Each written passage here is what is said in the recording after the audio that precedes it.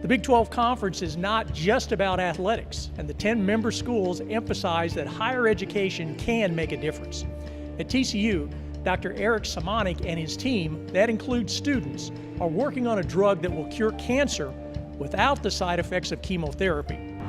I'm a chemist. I'm a synthetic organic chemist, and the best way to think about what we do on a day-to-day basis is to think of us as bakers. So the cakes that we make are designed to solve a societal problem.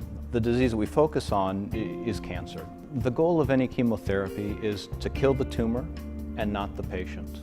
And so if there's a way to use a magic bullet to home in on that tumor selectively, to deliver a toxic payload to kill the tumor without leading to muscle loss, hair loss, or illness, that's the goal, and that's what we're pursuing.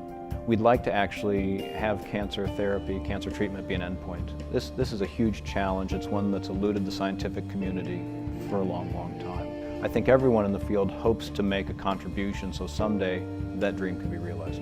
Realizing the importance of getting all types of students involved in STEM-based education is an important step to take in the right direction towards scientific development. Science education is more than isolating a handful of undergraduates in a research laboratory. It's more than teaching undergraduates coursework that they tick off for their majors. It's actually bringing science education to people who may not understand that they want and need science education. I think that's one of the things that TCU does very well. Because we're small, nimble, and collaborative, we can bring in together interesting viewpoints, interesting people, and teach courses which transcend disciplines. Right now we are surrounded by a lot of things that involves chemistry or science in general.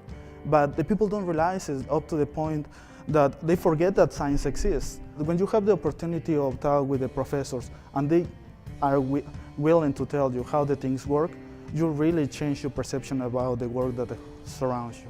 To be a world leader, the United States will always need people who understand STEM, who work in the minutiae of the STEM disciplines. But simply recruiting more people to STEM isn't the only answer. It isn't necessarily my goal to turn that dancer into a biochemist. But if that dancer has an appreciation for biochemistry, what that ultimately does, it provides an opportunity to look at developing critical insights, critical language skills, and by elevating a specific dialogue, look to elevate dialogues across much more complex problems. For the Big 12 Digital Network, I'm Wendell Barnhouse.